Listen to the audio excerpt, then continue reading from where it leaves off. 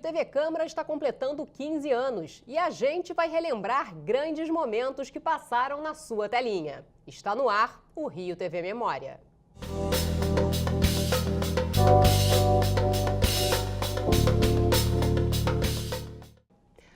A Câmara Municipal possui comissões que foram criadas para realizar estudos e investigações. Elas são temáticas e têm a função de interagir com a sociedade no objetivo de propor ou melhorar assuntos ligados ao dia a dia da cidade. Por isso, nós criamos o programa Comissões, que ainda continua na nossa grade. A ideia é dar visibilidade aos trabalhos realizados pelos parlamentares.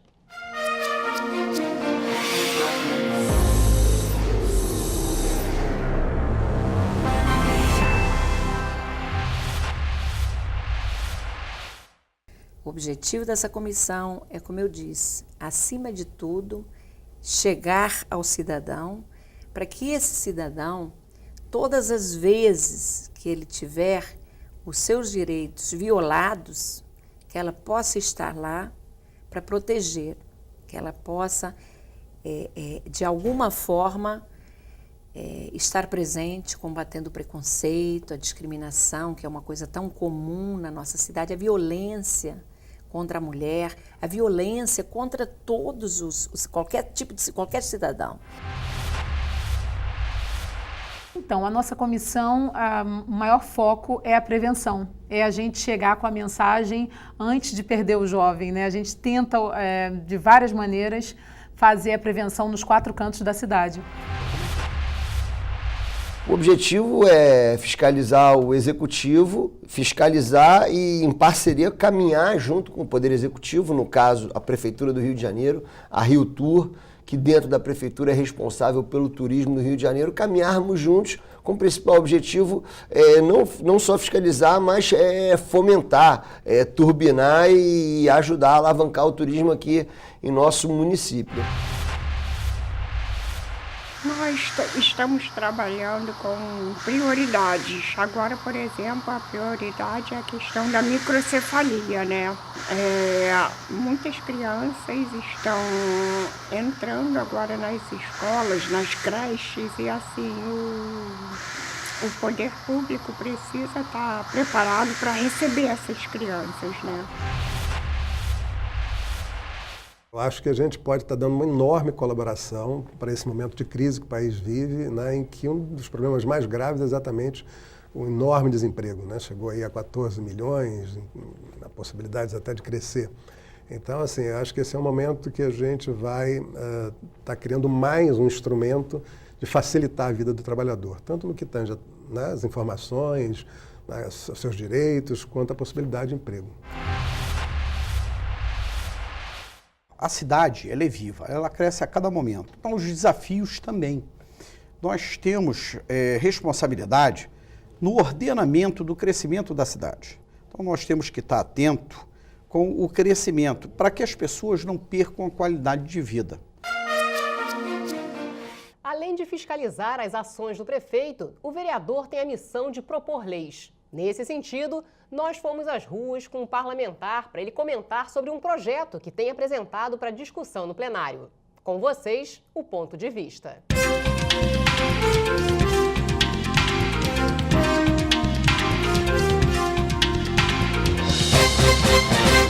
Na verdade, nós temos na cidade do Rio de Janeiro 4 grandes problemas, entre outros. A questão da educação, a questão da segurança pública, a questão da saúde e a do trânsito. O que nós temos observado é que o trânsito e a questão da saúde estão interligados. Por quê? Uma pessoa, um cidadão hoje que mora, por exemplo, em Jacarepaguá, para chegar ao centro da cidade, para o seu trabalho ou qualquer atividade, ele leva para ir e voltar 4 horas, de 3 a 4 horas. Isso num trânsito pesado, cansativo, certamente afeta a sua saúde.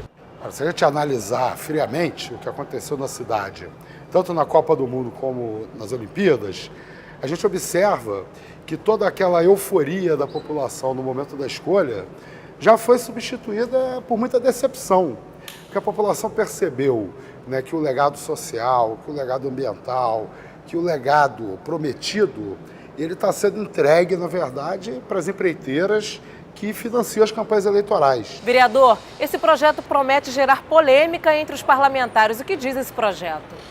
O projeto é um projeto que é um facilitador, né, para a nossa região, para a cidade do Rio de Janeiro, tanto para a parte administrativa, para a parte da prefeitura, como para a parte da população. Porque a Zona Oeste é aonde? É depois do túnel, é antes do túnel? Então por que criar a Zona Leste? Porque criando a Zona Leste, a P4 vai virar Zona Leste, tipo Recreio, Barra, Vargem Grande, Vargem Pequena, Curicica, no caso, como eu falei, Jacarepaguá, todos esses bairros da P4 vão virar Zona Leste. Centenas de leis são apresentadas e votadas aqui na Câmara Municipal todos os anos. Mas será que a quantidade está diretamente ligada à qualidade? Foi sobre isso que o vereador Jorge Felipe, que preside a casa, falou no programa A Palavra do Presidente.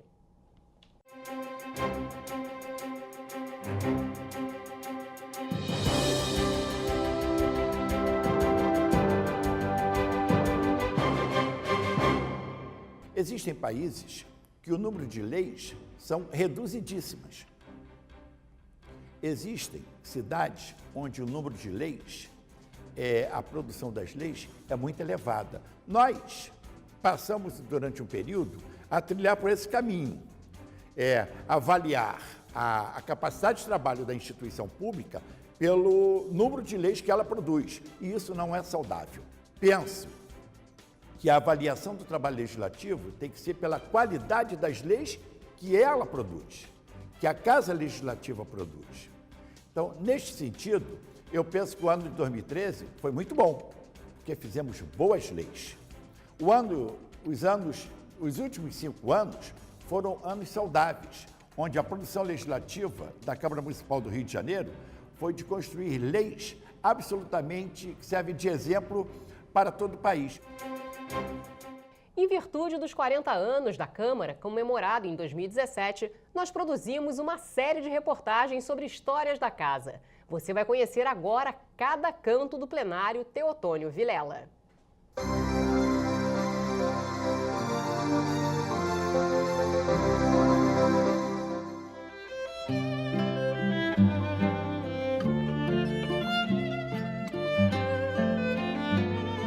A arte clássica se faz presente nas dependências da Câmara Municipal.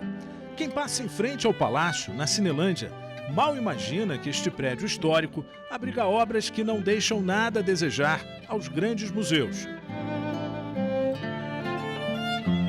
As decisões legislativas da cidade são tomadas no plenário Teotônio Vilela, uma homenagem da cidade ao político alagoano, que foi um dos líderes da redemocratização do Brasil.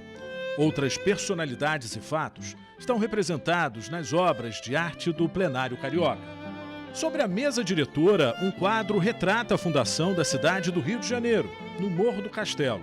É de autoria de Rodolfo de Amoedo, datada de 1923, mesmo ano de inauguração do Palácio Pedro Ernesto.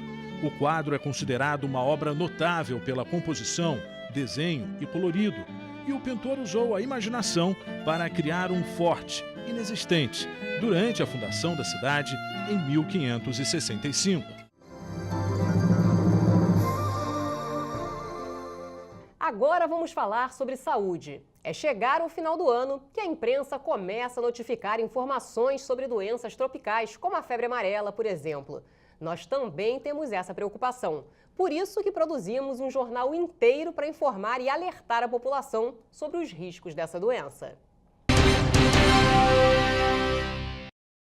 Olá, o Câmara Rio Notícias Especial está no ar. Nesta edição, vamos falar sobre a febre amarela que tem assustado os cariocas e provocado longas filas em busca da vacina. A ação do Ministério da Saúde mobiliza estados e municípios a vacinarem com doses fracionadas o maior número de pessoas com idades entre 2 e 59 anos que não sejam alérgicas à proteína do ovo e que não apresentem outras restrições médicas. Como toda e qualquer vacina que existem, né, essa vacina também determina eventos adversos. A grande maioria dos eventos adversos são muito de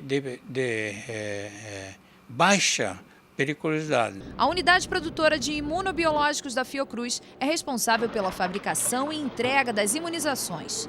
Depois de prontas, as vacinas são armazenadas a 20 graus negativos. O Brasil é o maior produtor de vacinas contra a febre amarela do mundo. É o único fabricante em todas as Américas. A capacidade de Biomanguinhos atende não só a demanda nacional, como também é enviada para exportação. É possível falar em surto ou em epidemia de febre amarela? Para responder essas e outras perguntas, a repórter Simone Braga conversou com Flávia Bravo, que é presidente da Sociedade Brasileira de Imunizações. Doutora Flávia, muito obrigada por participar aqui com a gente, esclarecendo várias perguntas. E eu gostaria de começar aqui a nossa entrevista lhe perguntando qual a real situação hoje da febre amarela no município do Rio de Janeiro. Bom, no município do Rio de Janeiro, hoje, nós não temos nenhum caso de febre amarela em humanos e nenhum caso também confirmado em macacos. Em relação à questão das pessoas que estão direto nos postos de saúde, é muito enlouquecedor até, né? Porque a gente vê imagens até de mães jogando filhos pelo portão para receber a vacina, né? No caso, até nem é muito aqui no Rio de Janeiro, mas a população fica extremamente, né, preocupada e em excesso. E acontece isso. Qual é a recomendação para a população nesse momento, doutora? Então, infelizmente, o ser humano é assim, ele age no medo, né? A vacina já está disponível aqui nos postos do Rio de Janeiro desde o ano passado para poder ser vacinado na rotina. Ela foi introduzida na rotina aqui, então não teria atropelo nenhum. Mas o ser humano é assim, quando ele tem medo, ele corre. Até o dia 24 de janeiro, chegaram aqui no Instituto de Medicina Veterinária da Prefeitura, em São Cristóvão, na Zona Norte, 118 macacos mortos em todo o estado. Esse número é muito maior do que o que acontece normalmente, porque o Instituto recebe, por semestre, 2 macacos mortos. Pelo menos a metade desses macacos foram mortos de forma agressiva. Eu converso agora com a subsecretária de Vigilância Sanitária do Rio de Janeiro, Márcia Rolim, e por uma questão de segurança, a gente está usando este jaleco. Agradeço pela sua entrevista e queria saber se essas mortes estão associadas ao medo da febre amarela. É importante a população entender que aqueles que estão matando os macacos, eles estão ajudando o vírus da febre amarela a entrar no nosso município. Muito obrigado. Nós conversamos com Márcia Rolim, subsecretária de Vigilância Sanitária do Rio de Janeiro. Voltamos ao estúdio com Sérgio Costa. E essa edição especial do Câmara Rio Notícias fica por aqui. Até a próxima.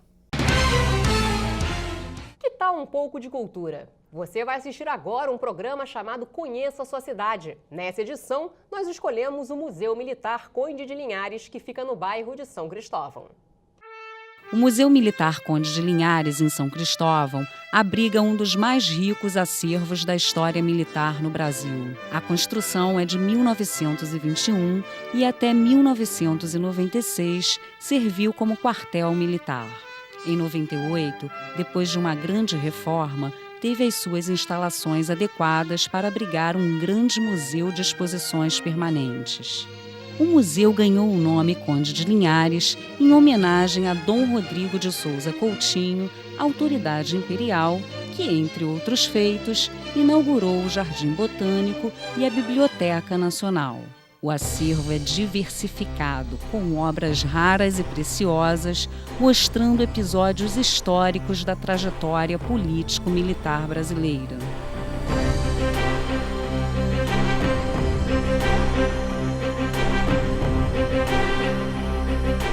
Armamentos de diversas épocas.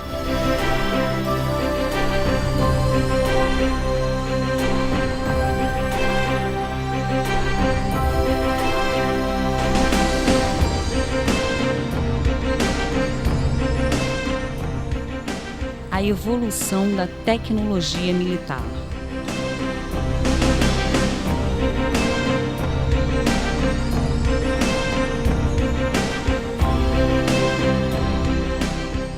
Os visitantes e principalmente os especialistas no período da Segunda Guerra Mundial ficam impressionados com a riqueza de material e informações do Museu Conde de Linhares, uma das maiores coleções do mundo.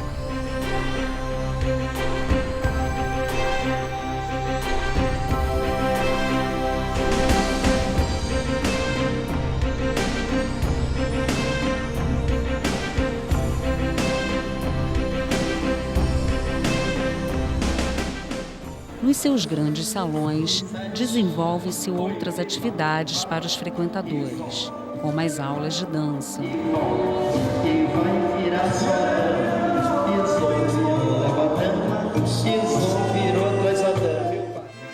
Museu Militar Conde de Linhares. Conheça sua cidade. Ela é maravilhosa.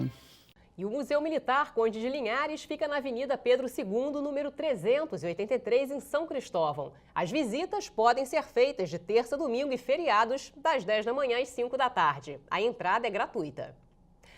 E a cidade do Rio de Janeiro possui 351 estátuas e bustos homenageando personalidades. Nós exibimos um programa chamado Monumentos do Rio. A ideia é mostrar uma obra e contar a história do homenageado. E agora você vai conhecer um pouco mais de Machado de Assis, que tem um busto na Academia Brasileira de Letras, no centro da cidade. O escritor, célebre por obras como Dom Casmurro e Memórias Póstumas de Brás Cubas, é o nosso homenageado.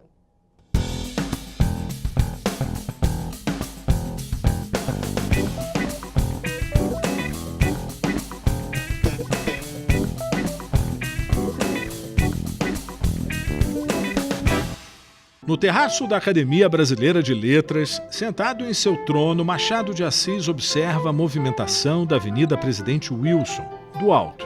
Amplamente considerado o maior nome da literatura nacional, o escritor foi homenageado com o monumento em 1929, quando foram comemorados os 90 anos de seu nascimento.